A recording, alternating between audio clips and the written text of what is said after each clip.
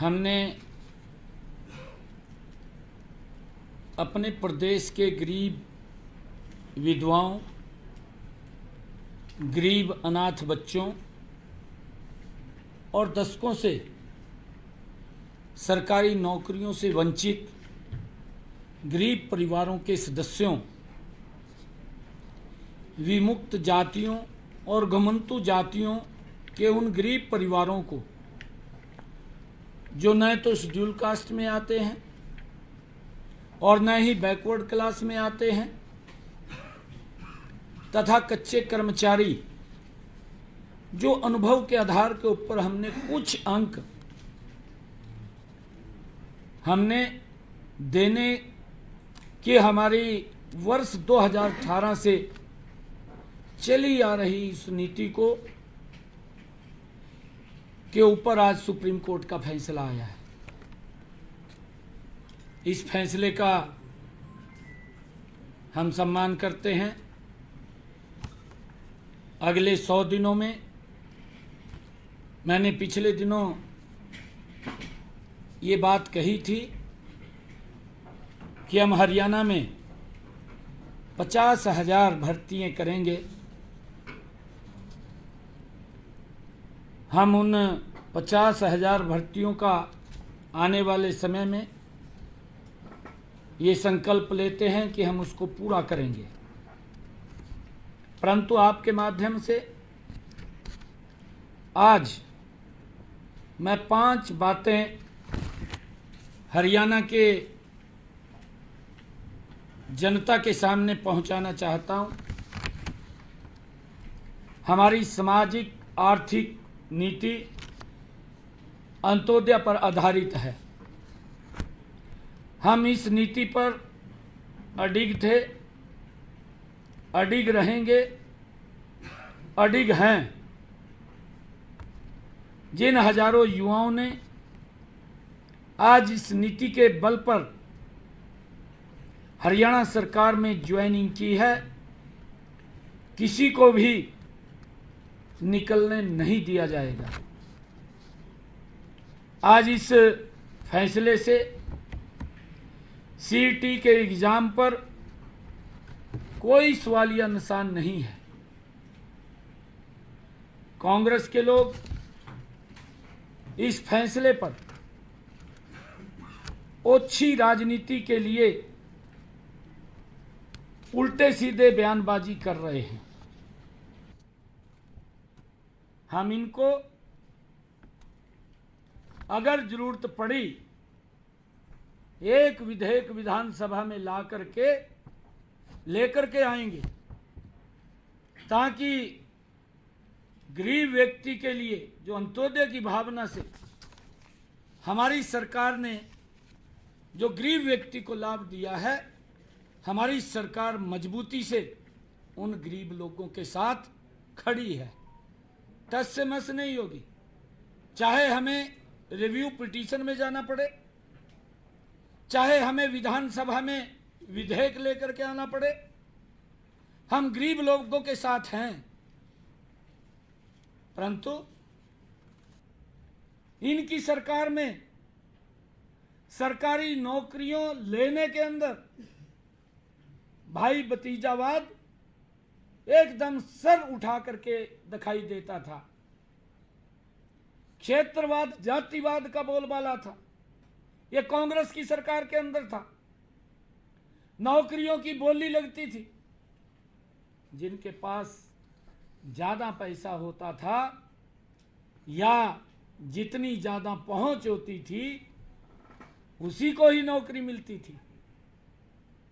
इससे योग्य युवाओं में हताशा और निराशा ये कांग्रेस के समय में युवाओं के अंदर पनप गई थी। युवा पढ़ने के तरफ नहीं, इनके चक्कर काटने में लगा रहता था। माँ बाप भी इनके चक्कर काटने में लगा रहता था और अपने पड़ोस गांव के लोगों को भी लेकर के इनके चक्कर काटता रहता था कि हमें नौकरी मिल जाए।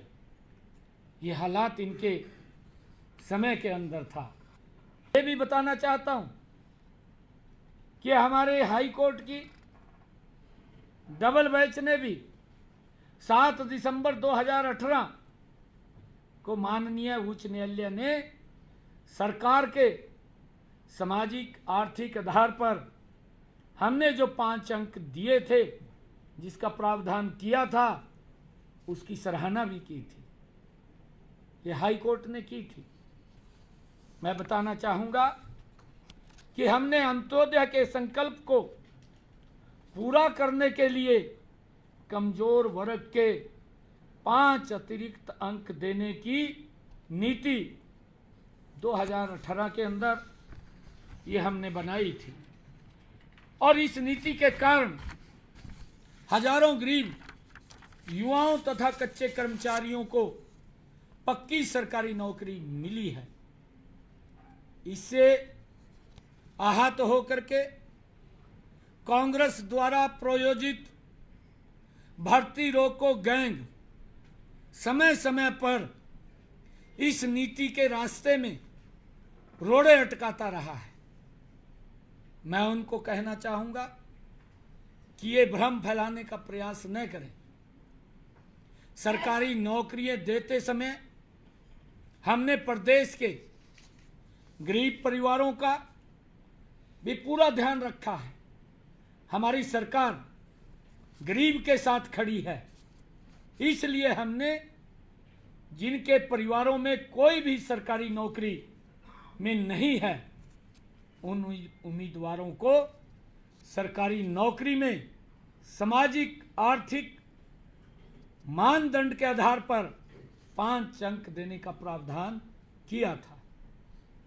कॉमन पात्रता परीक्षा का पेपर 3 वर्षों के लिए मान्य है। तो मैं उसको बताना चाहता हूं कि 13,50,000 अभ्यर्थियों ने इसमें रजिस्ट्रेशन किया। 9.5 लाख युवाओं ने पेपर में उन्होंने सीईटी का पेपर दिया और 4,20,000 युवा ने क्वालिफाई किया। जो मैंने कहा है कि वो 3 वर्ष के लिए मान्य है और इस पेपर में कोई भी सोशल इनकम का सवाल ही नहीं है। सीईटी से ही हम अगर किसी डिपार्टमेंट के अंदर कहीं आवश्यकता पड़ती है तो हम इसी सीईटी से जिन्होंने क्वालिफाई किया है इसी से उठा करके ही उन बच्चों को रजिस्टर करने का काम करते हैं। ऐसे 11,000 युवाओं ने अपनी नौकरी को ज्वाइन किया है और उसमें से 2,657 ऐसे बच्चे थे कि जो इस सोशल इनकम के कारण वो ज्वाइन करने थे, परंतु अभी हमने इन बच्चों के रिजल्ट को रोका हुआ था, हमने उनको ज्वाइन नहीं किया। और 11,000 जो बच्चे हैं जिन्होंने ज्वाइन किया है उनको किसी प्रकार की कोई दिक्कत कोई समस्या नहीं है। उसकी जानकारी तो इसको होती नहीं है। ऐसी इनके मुखिया हैं पार्टी के, उसको भी कोई लिख करके दे देता है और वो पढ़ करके बोल देते हैं सेम पोजीशन इसकी है। ये भी उसको कोई लिख करके देता है, उसको पढ़ देता है, उसकी जानकारी में नहीं जाता। झूठ फैलाना है, क्योंकि डीएनए के अंदर है झूठ फैलाना, और उसको लेकर के लगातार ये झूठ फैलाने के अंदर लगे हुए हैं। इन्होंने जो ग्रुप सी की नौकरियों के बारे में भी बात कही है, इसमें 10,000 से अधिक युवाओं ने 2,000 पदों के लिए पेपर दिया, वो भी सीईटी से था। ये सीईटी का दूसरा भाग है और ये भाग वो है जिसमें टेक्निकल बच्चे आते हैं।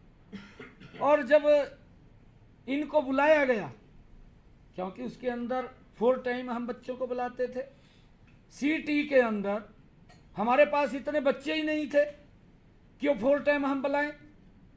ये इसको जानकारी भी नहीं है इस बात की। कि हम जितने बच्चे हमें बुलाने थे उतने बच्चे क्वालिफाई नहीं किए, क्योंकि उसमें कोई जेई है, कोई लैब अटेंडेंट, वो टेक्निकल आधार के ऊपर ये भर्तियाँ हैं ग्रुप सी की।